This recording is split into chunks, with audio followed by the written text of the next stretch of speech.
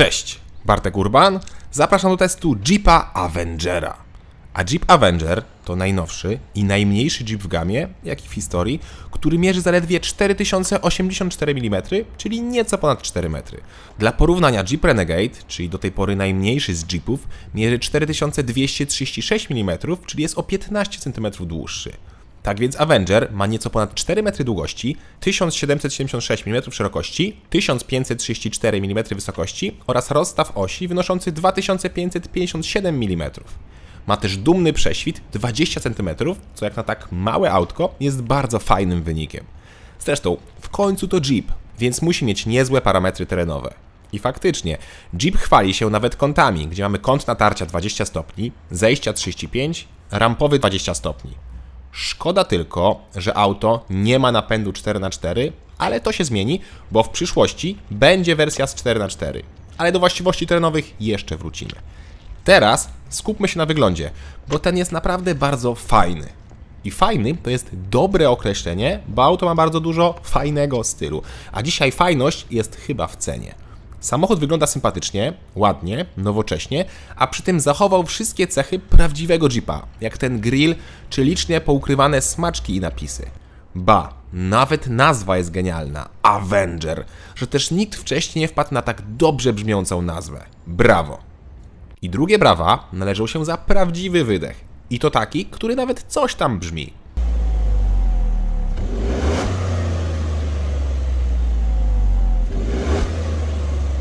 W takim razie pora na bagażnik. I jak widzicie, klapa może być elektrycznie otwierana, co jest oczywiście opcją. W dwóch podstawowych wyposażeniach takiego udogodnienia nie ma.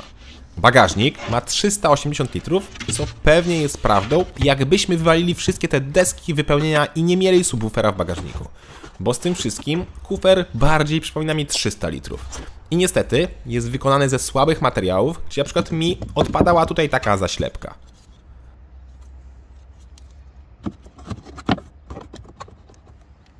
Bagażnik ma drugie dno, są dwa haczyki oraz jest na tyle krótki, że możemy z tego poziomu sięgnąć ręką od góry i złożyć kanapę. I to mimo, że to powinno się robić z poziomu kabiny. Wskakujemy więc na tył. Tutaj miłe zaskoczenie, bo zmieściłem się sam za sobą, a mam 186 cm wzrostu. Nie ma tu bardzo dużo miejsca, ale jak na tak małe auto jest go wystarczająco. Zarówno na nogi, jak i na głowę mam kilka centymetrów wolnej przestrzeni. Niestety, z tyłu nie ma podłokietnika czy oddzielnych nawiewów, są złącza, gazetowniki i dość przeciętna jakość plastików.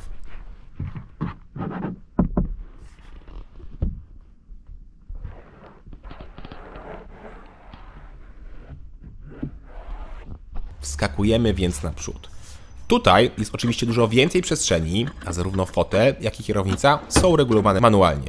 I co ważne, fotel pasażera ma z przodu mocowanie Isofix, co w miejskich małych autach powinno być standardem.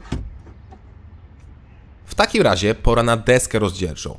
Ta jest już w stylu, na jaki jest ostatnio moda, czyli mamy duży ekran naczepiony na górę deski rozdzielczej oraz cyfrowe zegary. I co ciekawe, każda wersja wyposażenia, nawet ta najtańsza, ma takie dwa ekrany, z jednym dużym na górze, a drugi jak i cyfrowe zegary. Z tym, że cyfrowe zegary mają w podstawie nieco mniejszy rozmiar. Mniejsze mają 7 cali, a większe 10,25. I ja właśnie miałem te większe zegary. Zegary, które są dość mało czytelne na początek, ale jak na grupę Stellantisa, to i tak nie są najgorsze. Nie są najgorsze też multimedia, których tak naprawdę jedyny minus to dziwnie wolne przejście na boki. Przeskakiwanie pomiędzy tymi widokami jest jak w jakimś spowolnionym tempie. I mają też oddzielny panel od klimatyzacji i audio na dole. Bardzo ładnie. No prawie bardzo ładnie, bo nie lubię jak się kręci ten znaczek. Piekło perfekcjonistów. Piekło też jest w spasowaniu tego elementu.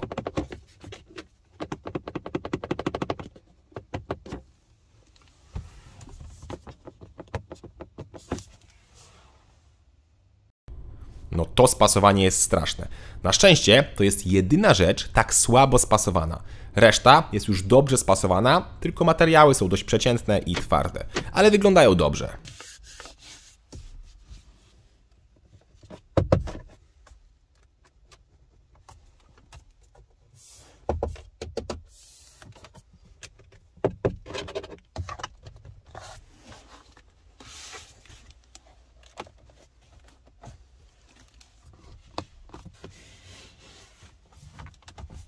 Plusem jest też bardzo duża ilość schowków i przegródek. Jak na tak małe auto, to jest tego naprawdę sporo.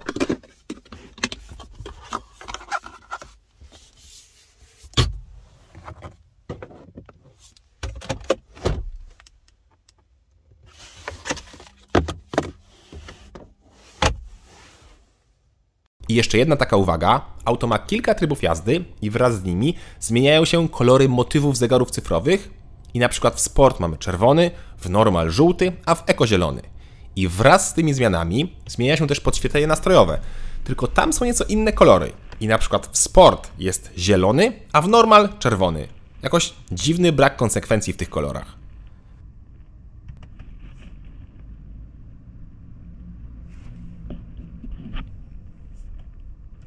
W takim razie zaglądamy pod maskę.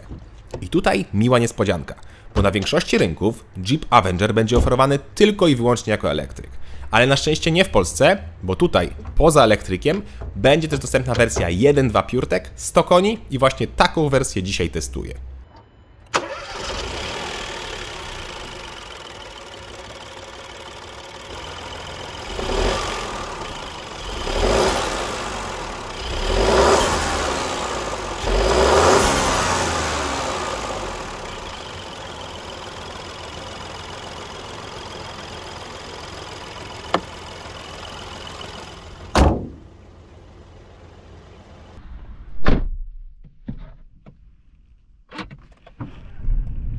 Jak słyszeliście, jest to 1.2, znane jeszcze z grupy PSA, czyli Citroën Peugeot, które ma słabą kulturę pracy i niestety czuć drgania w kabinie od tej 3-cylindrowej jednostki. Jednocześnie auto przyjemnie brzmi i z wydechu, i w kabinie lubię dźwięk 3-cylindrówek. W tej części testu zazwyczaj pokazuję pomiary, ale auto odebrałem nowe i nie udało mi się zrobić bezpiecznego przebiegu 1000 km, żeby dotrzeć do auto. Więc niestety, przepraszam, ale takich pomiarów nie zrobiłem. Musimy zaufać producentowi, że ta 100-konna wersja robi pierwszą setkę w 10,6 sekundy. I że ma wystarczającą elastyczność. Jak jeździłem tak normalnie po mieście, to absolutnie nie brakowało mocy, ale tak, auto ma tylko wersję 100-konną i tak, tylko możemy mieć wersję z manualem. Manual, który działa tak zwyczajnie, no nie jest to super precyzyjna skrzynia, ale do takiego auta moim zdaniem wystarczy. Chociaż szkoda troszeczkę, że w ofercie nie ma automatu, tak samo jak i szkoda, że w ofercie nie ma mocniejszego wariantu 130-konnego. Producent prawdopodobnie wyszedł z założenia, że tutaj nie ma potrzeby większej mocy i nie ma potrzeby montowania automatu, bo taki zestaw oferuje wersja elektryczna, która ma 156 koni i automat. Tam sprint do setki zajmuje 9 sekund. Z tym, że wersja elektryczna jest dużo droższa od spalinowej. Dlatego wróćmy do wersji spalinowej. Nie sprawdziłem przyspieszenia, ale sprawdziłem spalanie. W mieście ciągle miałem wyniki pomiędzy 6 a 7 litrów, a na trasie przy 120 miałem 6,5, a przy 140 około 7,5 litra. Przyzwoite wyniki. Chociaż przy 140 spodziewałem się, że będą nieco mniejsze obroty, bo tutaj Avenger ma już 2900 obrotów, a przy 120 2500. Bak paliwa ma 44 litry. A jak już jesteśmy przy liczbach, to Avenger waży 1187 kg, czyli jest dość lekki jak na dzisiejsze standardy. A to poza niższym spalaniem i lepszym przyspieszeniem wpłynęło też na lepsze prowadzenie. Pomimo przynależności do francuskiego koncernu, zawieszenie wcale nie jest aż tak pływające i aż tak komfortowe. To znaczy jest sztywniej, nawet nieco sprężyście, ale bez przesady. Podoba mi się taka charakterystyka. Sprawdźmy więc, czy cena też mi się podoba. Podstawowy Jeep Avenger 1.2 100 koni, manual, kosztuje 100 tysięcy złotych. Dokładnie to 99 900 złotych. W tej cenie mamy klimatyzację manualną, nawet ładne stalowe felgi i ekrany w kabinie. Mój egzemplarz kosztował natomiast 132 tysiące złotych. Przykładowo, bliźniacza Mokka jest nieco droższa, ale też w opcji oferuje większą moc, bo można wybrać 130 koni oraz tam też jest automat. Małym, patriotycznym plusem Jeepa może być fakt, że jest produkowany w Polsce. Aha, i jakbyście interesowali się elektrykiem, to ten jest dużo droższy. Jeep Avenger to bardzo miłe zaskoczenie, bo to taki fajny, mały, miejski samochód, idealny Jeep na obecne czasy.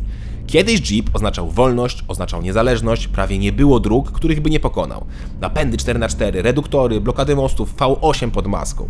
A dzisiaj możemy kupić Avengera z 3-cylindrowym silnikiem 1.2 turbo pod maską i napędem tylko naprzód.